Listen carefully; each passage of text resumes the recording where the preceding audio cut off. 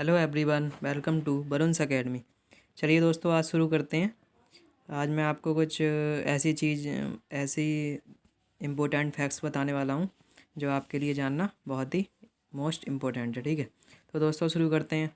आज अपने लोग जानेंगे दोस्तों सबसे पहली बात कि एनसीआर और एनसीटी। ठीक है, एनसीआर और एनसीटी, अब आप कहेंगे क्या होता है। कई बार आपको नहीं पता होता कि कहते हैं, बहुत से लोग कहते हैं जैसे दिल्ली एनसीआर, ठीक है, दिल्ली एनसीटी। तो दोस्तों आप कंफ्यूज रहते हैं कि दिल्ली एनसीआर क्या है, एनसीटी क्या है। तो इसके बारे में क्या मतलब, एनसीटी एनसीआर से कैसे अलग है, तो आपको इसके बारे में जानने की बहुत उत्सुकता होती होगी। तो दोस्तों आज के लेक्चर में मैं आपको यही पूरा समझाऊंगा कि एनसीआर और एनसीटी में क्या डिफरेंस है, और दूसरी बात कि एनसीआर में क्या होता है, एनसीटी में क्या होता है। ठीक है, तो वो आप सब अच्छे से मैं आपको सब डिफ़ाइन करूँगा। ठीक है, तो सबसे पहले जानते हैं कि एनसीटी क्या होता है। ठीक है, तो दोस्तों एनसीटी की जो फुल फॉर्म होती है वो क्या होती है दोस्तों। तो एनसीटी की फुल फॉर्म होती है दोस्तों नेशनल कैपिटल टेरिटरी। ठीक है, अब नेशनल कैपिटल टेरिटरी क्या होती है दोस्तों। नेशनल कैपिटल टेरिटरी दोस्तों वो होती है जिसमें क्या आता है, जिसमें दोस्तों विधान परिषद आती है। ठीक है, जैसे विधान परिषद वाले राज्य हैं वो सब एनसीटी के अंतर्गत आते हैं। ठीक है, एनसीटी मतलब राष्ट्रीय राजधानी क्षेत्र। ठीक है, नहीं, राष्ट्रीय राजधानी टेरिटरी मतलब केंद्र शासित प्रदेश। ठीक है, उसके अंतर्गत आता है। अब दोस्तों एनसीटी, वैसे तो दोस्तों एनसीटी दिल्ली ही एकमात्र ऐसा मतलब ऐसा केंद्र शासित प्रदेश है जिसके अंतर्गत एनसीटी आती है। ठीक है, वरना और कोई केंद्र शासित प्रदेश ऐसा नहीं है जिसके अंतर्गत एनसीटी आती हो। ठीक है, अब दोस्तों एनसीटी के अंदर क्या होता है, जैसे दोस्तों ये मान लो इंडिया है, इंडिया का ये मैप है। ठीक है, इंडिया के मैप में दोस्तों ये दिल्ली है। ठीक है, अब दिल्ली में क्या होगा, दिल्ली में हम आए और दिल्ली में ये दिल्ली का मैप है, मैंने ये पूरा साइट से निकाला है। ठीक है, अब दिल्ली का मैप है ये। अब इसमें क्या होगा दोस्तों, इसमें जैसे ये दिल्ली है। ठीक है, दिल्ली के आसपास के क्षेत्र हैं, जैसे नॉर्थ वेस्ट का क्षेत्र हो गया, ये वेस्ट हो गया, ये नॉर्थ हो गया। ठीक है, और ये साउथ ईस्ट हो गया। अब दोस्तों दिल्ली की मतलब जितनी दिशाएं, दिल्ली के आसपास के जितने क्षेत्र हैं वो सब एनसीटी में आते हैं। ठीक है, एनसीटी के अंतर्गत ये होता है जो दोस्तों दिल्ली के आसपास का क्षेत्र, मैं ये ऐसे बता रहा हूँ जैसे दिल्ली से बिल्कुल सटा हुआ।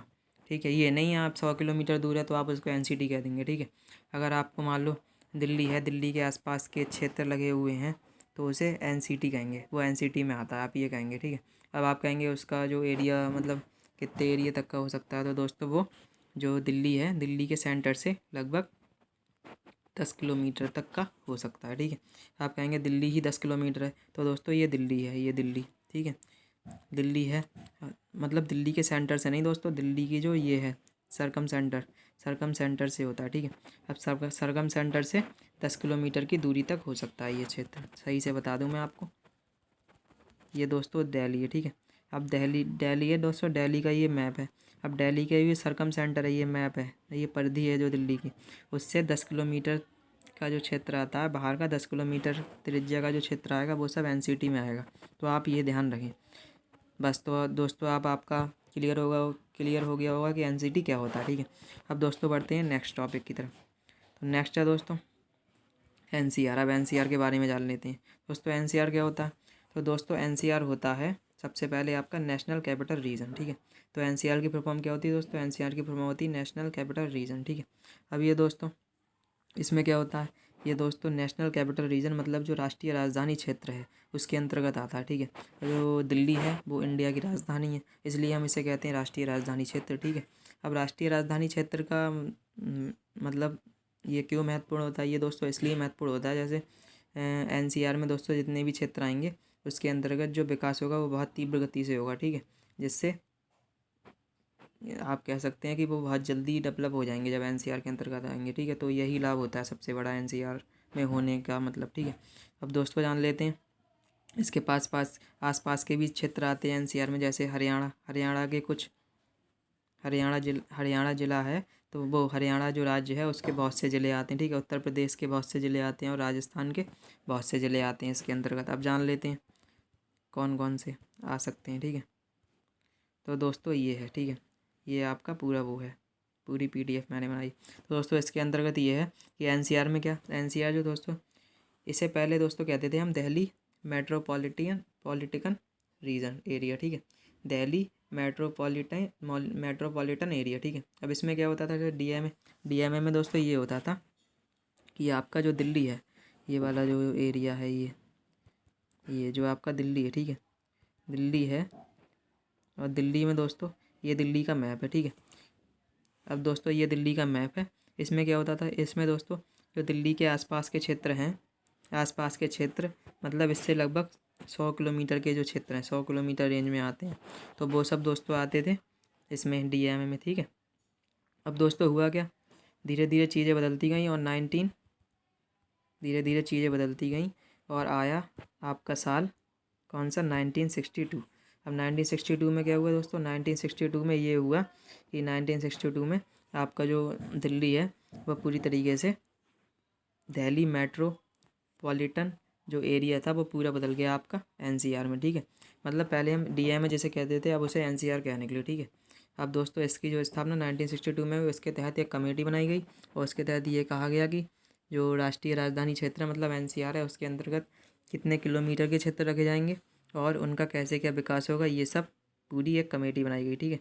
अब उसके तहत क्या हुआ, उसके तहत ये हुआ दोस्तों कि इसके तहत बहुत से ज़िले रखे गए, ठीक है।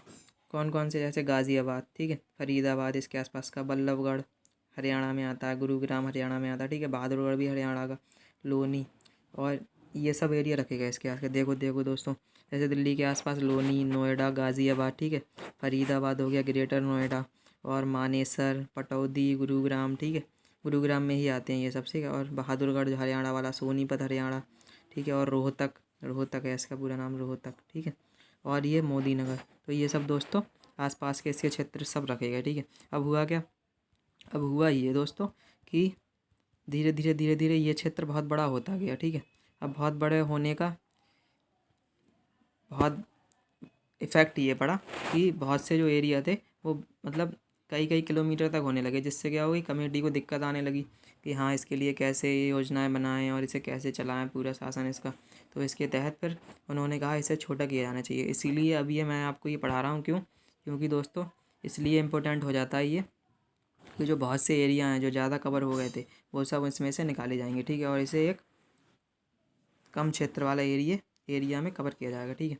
अब जैसे ये दिल्ली है दोस्तों, दिल्ली के सेंटर से दोस्तों इसमें ये क्या किया गया था, जो दिल्ली का सेंटर है यहाँ से जो 100 किलोमीटर क्षेत्र के एरिया हैं, 100 किलोमीटर, ठीक है, वो सब दिल्ली एनसीआर में आएंगे। ये वाली पूरी सरकम सेंटर में जो आएंगे वो पूरे दिल्ली एनसीआर में आएंगे। अब क्या हुआ, इसका क्षेत्र दोस्तों बड़ा बड़ा बड़ा होता चला गया, बहुत बड़ा।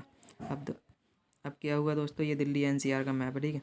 दिल्ली एनसीआर के मैप में क्या हुआ, इसके तहत दोस्तों ये दिल्ली है, ठीक है, ये दिल्ली है दोस्तों। अब देखेंगे आप इसमें क्या हुआ, पहले कुछ ज़िले आते थे, ठीक है, जैसे सोनीपत रोहतक और गुरुग्राम, सही है, झज्जर और फरीदाबाद, ये सब आते थे, बागपत वगैरह। अब इसमें हुआ क्या, अब इसका क्षेत्र दोस्तों बहुत बड़ा होता गया। इसमें क्या हुआ दोस्तों, भिवाड़ी आ गया राजस्थान का, अलवर पूरा ही आ गया, ठीक है।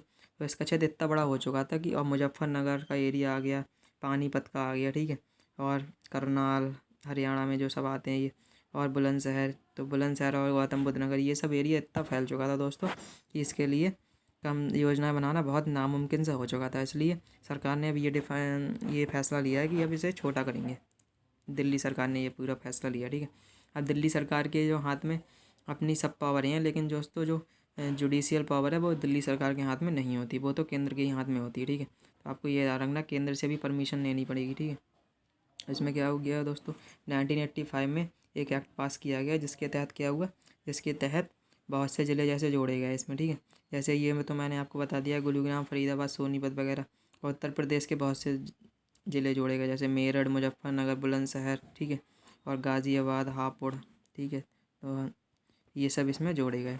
अब हुआ क्या, और राजस्थान का अलवर, ये सब इसमें जोड़े गए। अब हुआ क्या, धीरे धीरे टाइम बीतता गया, तो क्या हुआ, तो दोस्तों इसमें क्या हुआ, 1985 में इसने कितना एरिया कवर कर लिया था दोस्तों, 1985 में आते शुरू हुआ और इसने 34,144 स्क्वायर किलोमीटर के एरिया कवर कर लिया। तो ये दोस्तों बहुत ही बड़ा हो चुका था, ठीक है। और इसके लिए दोस्तों मास्टर प्लान बना पाना बहुत ही असंभव था, ठीक है।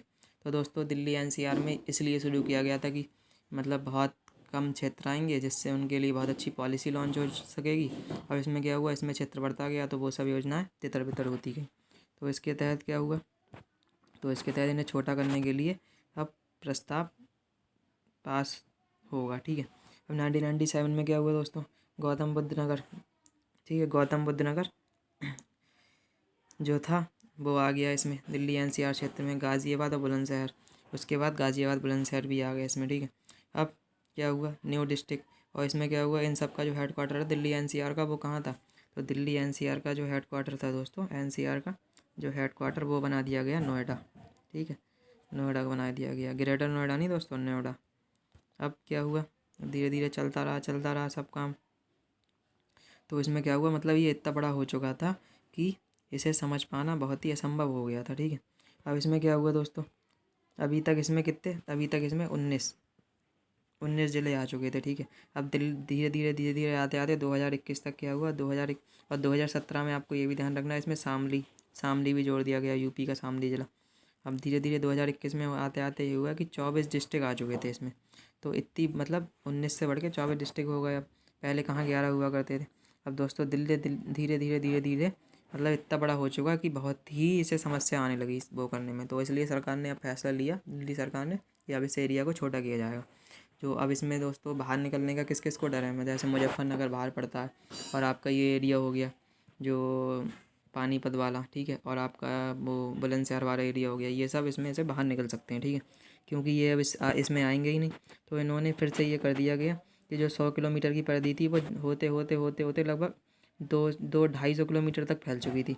अब इन लोगों ने कहा, दिल्ली गवर्नमेंट ने, जो ये एरिया है फिर से 100 किलोमीटर का आ जाएगा, जिसमें क्या है, जिसमें जो ये क्षेत्र हैं, जिसमें जैसे अगर ये करा गया तो इसमें ये क्षेत्र जैसे आ रहे हैं आपके दिल्ली में, जहाँ 100 किलोमीटर का एरिया अगर कवर किया गया, तो यहाँ से अगर इसकी सरकमफ्रेंस रही गई तो ये वाले सब एरिया ये सब बाहर हो जाएंगे, ठीक है। तो आपको बस इसलिए ये पढ़ाया गया था, तो आपको एनसीटी और एनसीआर में पूरा अंतर समझ में आ ही गया होगा, ठीक है। तो दोस्तों दिल्ली एनसीआर में अभी कितने ज़िले हैं, तो 24 ज़िले आते हैं, कितने, 24 ज़िले हैं अभी, ठीक है, 2021 में अगर पूछा जाए। दोस्तों आपको पता है दिल्ली एनसीआर मतलब एनसीआर में होने का फ़ायदा क्या होता है।